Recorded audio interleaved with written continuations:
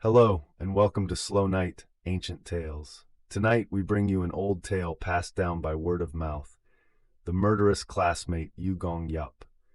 A minister's daughter sets out to choose her own husband, leaving behind a puzzling code for the students at a village school to solve.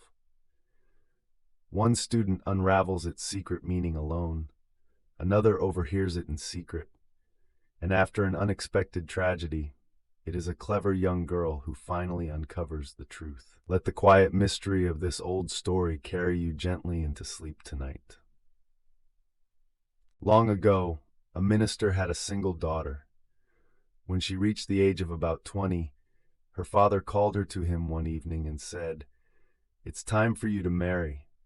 Shall I choose your husband for you, or would you rather find someone yourself?" The daughter answered, "The man I live with, I will choose with my own eyes." In those days it was rare for a woman to choose her own husband, but her father found her answer reasonable and gave his permission. But the place she went to search for a husband was, of all places, the village school. It stood just over the hill, and she made her way there carrying a wash basin half filled with water balanced on her head, a broken branch of plum blossom in one hand, and a mirror in the other. It happened to be evening, and the students were reciting their lessons. She set the basin down on the stone step and yanked it hard, letting it clang against the stone. Startled, the students opened the door to look and saw an unfamiliar young woman making strange gestures. She slipped the mirror onto her middle finger and turned it back and forth, face up, then face down, before finally turning away. The schoolmaster, sensing something was afoot, said to his students, "There must be a reason behind this. Surely this is no ordinary visit. Write a poem about what you've just witnessed." Each student wrote a poem. Most simply described the color of her clothes or her outward appearance, failing to grasp the true meaning behind her actions. But one student sat alone in a corner, unable to finish, long after the others had gone to lunch. The schoolmaster called him over and asked, "Everyone else has finished. Why haven't you written anything?" "I have written something," the student said. And this is the poem he presented. Upon stone, the sound of metal rang out, and every child understood it well. 3 times she broke a branch of plum blossom, so her house must bear the surname Yi. She raised her middle finger high and turned the precious mirror front to back. Not on the dark moon, but the full moon, I shall return. The schoolmaster interpreted its meaning.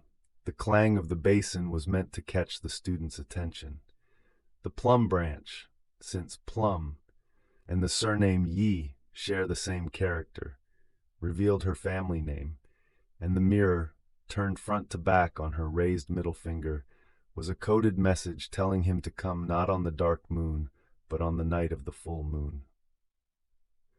The schoolmaster asked the student, "Then it seems you are the one meant to marry through this poem. On which day will you go to her?" "Why would I go on the dark moonless night? I'll go on the bright night of the full moon." Now, in this school there was a senior student called Jeop-jung, a kind of head boy among the pupils.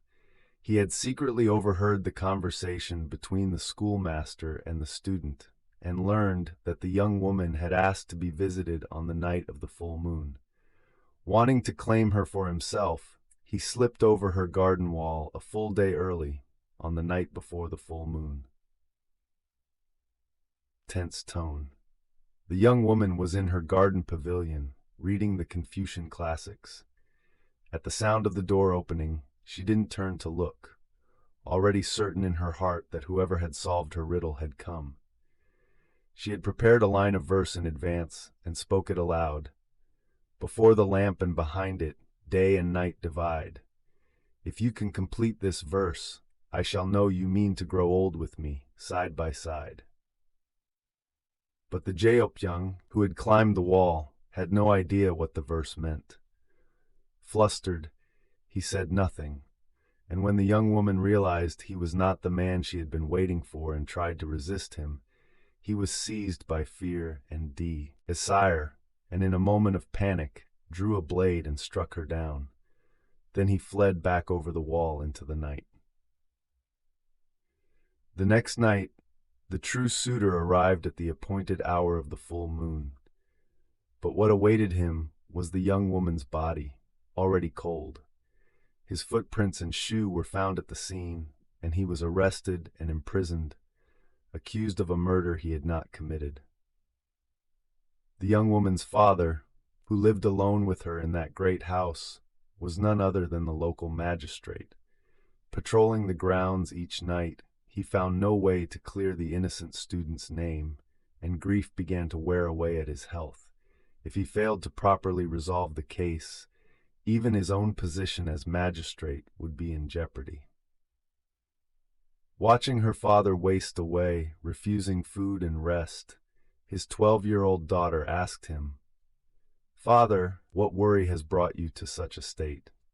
There's no need for you to know. How could a daughter not worry seeing her father so gravely ill? I wish to know what troubles you." Reluctantly, the magistrate told her everything. Calmly, his young daughter said, "If that's all it is, there's no need to worry. Starting tomorrow, draw fresh water into a basin each dawn, and pray with all sincerity beneath the eaves for 100 days. Heaven and earth always know the truth of any wrongdoing. Pray with true devotion, and you will surely come to know it." The magistrate did exactly as she said, praying earnestly for 100 days. On the 100th morning, a single willow leaf had fallen into the basin, and at its very center was a small hole, pierced clean through. The magistrate said to his daughter, "You said 100 days of prayer would reveal the truth, and yet all I have is a single willow leaf." "Father, isn't there a hole pierced through the middle of that leaf?" "There is, but how could that possibly reveal the culprit?" Willow, hole, leaf. In our characters, that spells the name Yu Gong-yeop. Heaven has told you plainly, what is there to worry about? Bring this man in and question him, but be sure to examine the inner lining of his jacket. There should be blood on it from when he struck her, and he would have turned the jacket inside out to hide the stain. The magistrate had the man named Yu Gong-yeop brought in and questioned at once. At first, he denied everything, but when they turned his jacket inside out, there was the blood stain, clear as day. With the true culprit revealed, the wrongly accused student was released, and Yu Gong-yeop received the punishment his crime deserved. People who heard this story would often say, just as the tallest stalk of grain or the finest tree is always the first to be cut down, so too are the most brilliant and gifted people often given the shortest lives. Heaven, it is said, takes its most precious talents first, and that, they say, is simply the way of things. That's tonight's story. The wisdom hidden in a wash basin, a plum branch, and a mirror, and the sharp-minded young girl who finally uncovered the truth behind a wrongful accusation, both linger long after the story ends. May this old tale, carried down through generations by word of mouth, keep you gentle company as you drift off to sleep tonight. This has been Slow Night, Ancient Tales. We'll return soon with another tale from long ago. Have a warm night. Sleep well.